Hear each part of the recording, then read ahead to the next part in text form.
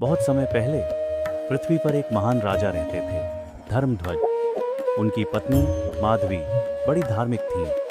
एक दिन उन्होंने भगवान विष्णु की कठोर तपस्या की और वरदान मांगा, हे प्रभु, मुझे आपकी ही समान एक पुत्री चाहिए।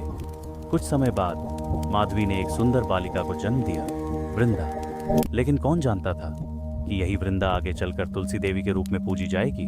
वृंदा बड़ी होकर एक पतिव्रता नारी बनी। उन्होंने विवाह किया असुरराज जलंधर से, जो समुद्र के क्रोध से जन्मा था। वृंदा की तपस्या और सच्ची निष्ठा के कारण जलंधर को कोई देवता हरा नहीं पाया। यहाँ तक कि स्वयं भगवान विष्णु भी चिंतित हो उठे, क्योंकि वृंदा के सत्यव्रत के कारण जलंधर अजेय था।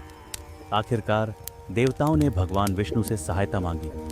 विष्णु ने एक योजना बनाई, वृंदा की भक्ति की परीक्षा लेनी होगी। एक दिन जब जलंधर युद्ध में था, भगवान विष्णु ने उसका रूप धारण किया और वृंदा के सामने प्रकट हुए।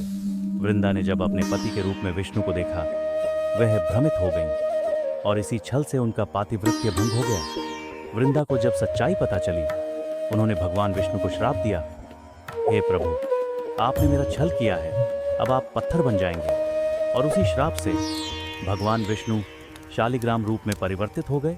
दुखी होकर वृंदा ने अपना देह त्याग दिया और वहीं से उनकी आत्मा एक पवित्र पौधे के रूप में प्रकट हुई, तुलसी।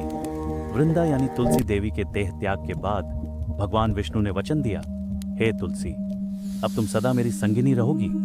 इसलिए हर वर्ष कार्तिक मास की एकादशी को भगवान विष्णु, शालिग्राम और तुलसी का विवाह रचाया जाता है। यही दिन कहलाता है तुलसी विवाह। इस दिन से विवाह का शुभ मुहूर्त आरंभ होता है और घर घर में मंगलमयता का वातावरण फैल जाता है।